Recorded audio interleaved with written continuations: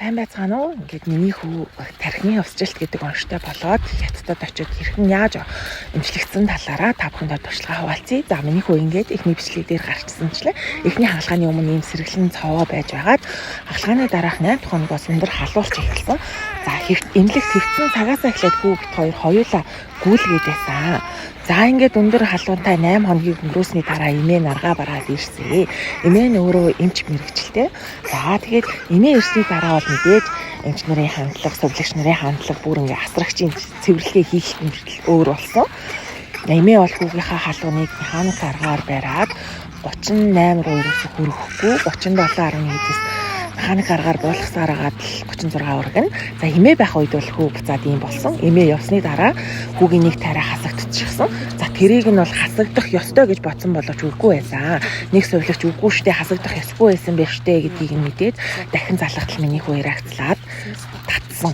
Таталт өгөөд халуурсан. За ингээд сэтгсэн хийлгээд байж байгаа хүүхэд маань. За тэгсэн уурсан унсаа толгойн ил уурсан унсаа. Яалтчгүй 30 хоног болохоор идэгрэлт арьсан идэгрэлт өгөөд ноёдлоо төрчихлээр ямар ч тогтоох юмгүй болоод ингээд уурсан унсны дараа хүүгийн биеийн байдал улам доорцсон. За сүүлдээ миний хүү идчихээд унтахаас өөр ямар ч үйлдэл хийж чадахгүй болсон. Ямар ч идэхгүй, идэвхтэй хөдөлгөөн байхгүй. Нэг юм болсон. За ингээд халуураад мөн л халуурсаар бөөлсөөр байсан. Гүйлжилт гүйлгэлт бол яг л хэвээрээ. Ийм болсон хүүхдээ бид нар аваад нисгээр шийдсэн. Бээжилүү нисгээр шийдсэн. Яагаад ийм зөрөгтэй шийдвэр гаргасан бэ гэхлээр тэнд байсан хятад эмч миний хүүхдийн биеийн байдлыг ингээд бичлэг хэлбэрээр явуулаад өмнөх хамгийн анх онцлогдчихсэн томографаас зургийг явуулсан чинь чаднаа энэ хүүхэд нисэж чадна хүрээд ирээ гэсэн. Тэгээд бид ч гэжтэй эмээ ээж хүү бид 3 Бээжинг зорсон. За ингээд Бээжиндээ орой буугаад гаргасаар атлис өнгөрчихсөн. За хамгийн түрүүнд хүүгээ аваад хүүхдээ ойрхон байгаа хүүхдийн эмнэлэгт хүүхдээ үзүүлэхээр явсан. За ингээд бид хэд хүүхдийн эмнэлэгтээ үзүүлчихэд буудалтаа хоноод маргааш өглөө нь одоо юу гэж зорсон. Бээжингээс цаашаа яг очих газар руугаа явахаар болсон. За энэ өглөө таксиндаа суучихсан төв вокзал руу явж байгаа юм. За мэдээж төв вокзал очиж үзсэн хүмүүс таад мэдж байгаа буудлаасаа нэлээ хоол байдаг онгоцны буудлаасаа. За ингээд тэндээсээ бид хэд хурдны галт иргэн суусан. Би метро гэж бодсон чи үгүй нөө наад чи хурдны галт иргээ гэсэн. Гэхдээ маш хурдан цагт 350 км/цагийн хурдтайгаар явдаг юм байлээ. За тэгээд бид хэд хурдны галт иргээрээ яг өөрсдийнхөө зорьсон газар болох одоо монголоор бол Төв аймаг гэсэн үг л те.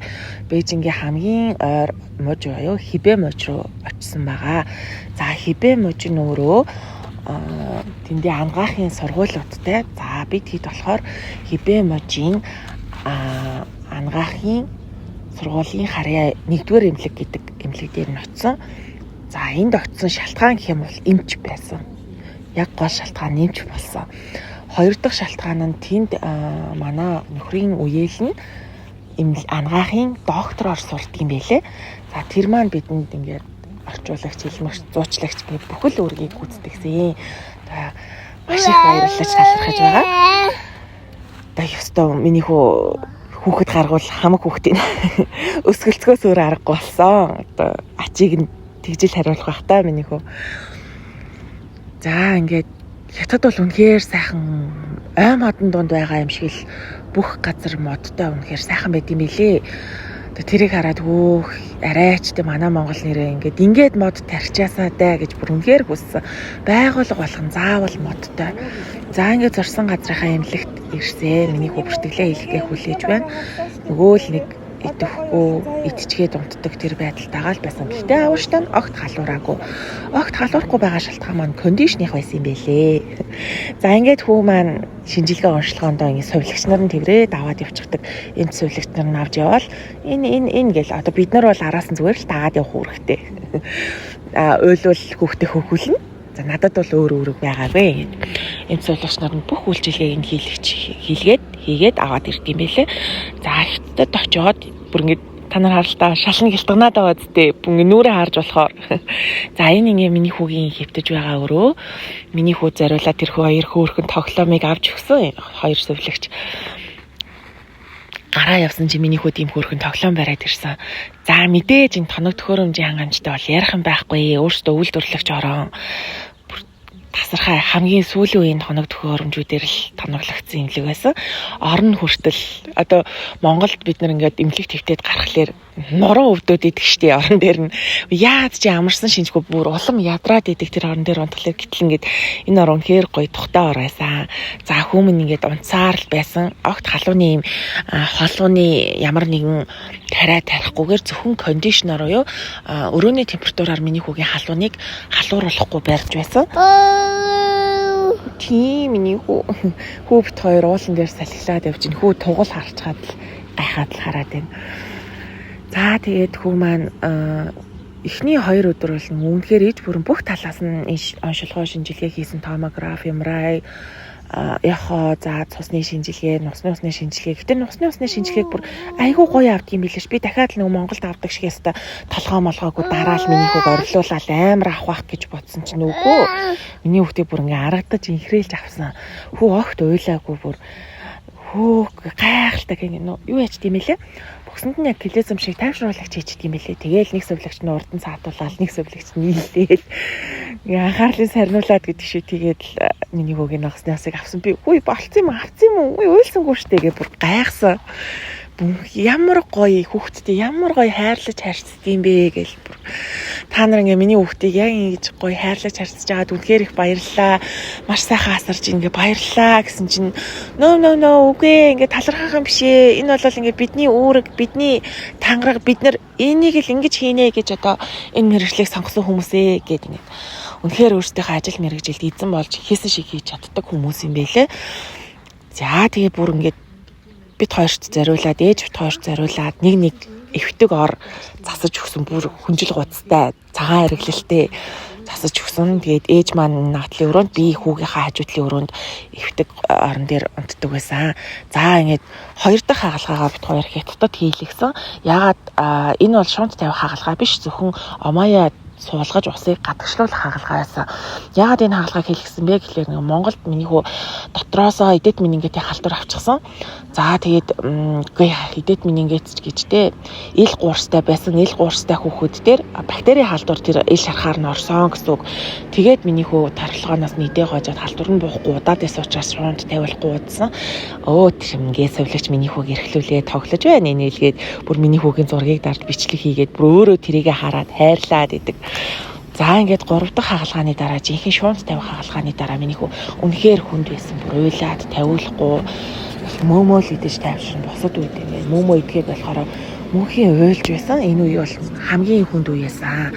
3-3 хагалгаа 3-3 алкогосны ард гарсан хүү маань та ингээд ээжийнхээ мөөмийг идээд байж байна. Би энэ өмнөх шөнө бол унтаж чадаагүй бүр үнэхээр одоо яах бол миний хүү за мэдээж хаалгаа сайхан болно би эмчтэй итгэжсэн гэхдээ л ингээ хүүгээ харахаар үнэхээр сэтгэл хэмтэрч хэцүү байсан. За ингээд хаалгааны маргааш өдөр миний хүүгийн би арай дээр болсон. Ингээ бах мөн л мөмөө идэстэй. За ингээд 4 хоногоос миний хүү ингээд инээгээд баясаад хөөрөөд ийм хөөрхөн болсон. Тэгээд эмч маань энэ байдлыг хараад за одоо гарахын өмнөх шинжилгээ онцлогоогоо хийя. Хүүхдийн ийм байдлыг үнэлъя гэд дахин бүх шинжилгээ онцлогоо хийгээд за ингээ миний хүүг эмнэлгээс гаргах бэлтгэлийг хийсэн. Очиход бол миний хүүд дээр ингээд бүх талаас нь цогц шинжилгээ хийсэн гэдгийгсэн шүү дээ. Бүр хөгжлийн үнэлгээг хүртэл гаргаж өгсөн. За тэр хөгжлийн үнэлгээгээр эхлээд очиход миний хүү яг л 1 сар хүрэх гэж байгаа хүүхэд байна гэж гарсан бол эмнэлгээс гарах үед хийхэд манай хүүг 4 сартай юм шиг болсон байна. Ганцхан сарын дотор 4 сараар дэвшиж чадсан байна гэсэн. Маш хурдан сэргэлт авч байна. Би юм байдал үнэхээр танаа хүүхдээ одоо Монгол хүүхдийн дархлаа мундаг юм аа гэсэн. Гэтэ бас энэ миний хөхний ач байсан шүү. Хөхний сүний ач байсан шүү. За ингээ хүүгээ аваад нисэх онгоцны бодлоор бит хоёр памперсаас илсэн. Яасан ч хөөрхийн ингээд ээжийн хүүхдээ хуурайлах хэсэг ингээ бүх юм билээ. За энэ яг л миний мөм шиг том будаа тавьчихад хажууд нь 5 мах тавьчихсан. Тэгээ энэ дээр намайг цад гисэн. Онгоцны бодол дээр нэг ийм л хоол байлаа. Одоо миний идэж чадах хоол нь. За тэгээ хүүтийгээ бүртгэлээ хийлгэх гэж зогсож байна. Монгол руу буцаж явах хүмүүс болон Монгол руу очиж байгаа гадаадын иргэд бол маш их байсан. За ингээ гейт рүүгээ орчихсон. Онгоцондоо суугаад хүлээгээд хүүтийгээ байж гэн. Гэтэ энэ үед надад хүү ерөөсөө хань болоогүй. Яагаад гэхээр унтаад өгсөн. Миний хүү. Ер нь бол миний хүү заамд маш сайн унтсан. Маш сайн одоо явсан ойлгохгүй ямар нэгэн асуудал гаргахгүй биеийн байдлын тогтвортой миний хүү маш сайн явж ирсэн. За үнэхээр би бол Чингис хаан энэ Бээжин капитал хоёр харьцуулагчгүй яалтчгүй үйлдвэрлэгч орон хөдөлмөрч болсон байна. Би анх хятад гэхлээр жоохон жонгаа нутгараа зайлмал ёстой бусдын л адил байсан. Гэтэл би одоо бүр ахиж хизээж тэгж хэлж чадхааргүй болсон. Үнэхээр ямар мундаг хөдөлмөрч, ямар ажилтай, ямар гоё ажлаа сэтгэлээсээ хийдэг, үүрэг хариуцлага ухамсарладаг гоё хүмүүс вэ гэдгийг бол өөрийн биеэр мэдэрсэн. Тийм байж миний хүүгийн насыг аварсан. За тэгээ дээрээс нь хятадд хагалгаа хэлэхэд ингэж хэлсэн. Хүүхдийн тархинд ямар нэгэн гэмтэл учраагүй хагалгаа маш сайхан болж өнгөрлөө гэсэн. Энэ юу суутахтай үгүй яагаад гэмтэл учраагүй гэж байгаа болоо. Гэмтэл учрах хэрэгтэй байсан болоо гэсэн чинь хагалгаа хийхдээ чадваргүй эмчнэр бол одоо чадваргүй туршлагагүй эмчнэр хүүхдийн тархинд механикаар гэмтэл үүсгэждэг гинэ. За тэр механик гэмтэл маань одоо хүүхдийн хөгжлийн хоцрогдол, оюун санааны хоцрогдол гэх мэт одоо тиймэрхүү асуудлуудыг үүсгээд дараагийн орд саажилтч гэдэг юм уу тийм байдалд хүргээд идэг юм байна. Гэтэл миний хүүг бол хагалгаа хийсэн эмч сувлагч эмчилэгч эмч сувлагч эдгээр маань танайг хүүхдийн тархинд ямар нэгэн гэмтэл учруулаагүй маш сайхан болсон гэдгийгсэн. За онгоцондоо суусан манай хүүхэд мөмцөөр л. За ингээд бид хоёр нутгийн зөв хөдөлгөөр боллоо гэж. Тэр гинтэл гэдэг дээр бол би Монгол эмчнэрийг өөрсдөө гинтэл учруулад байна гэдгийг баг мэддэггүй болоо да гэж бодсон.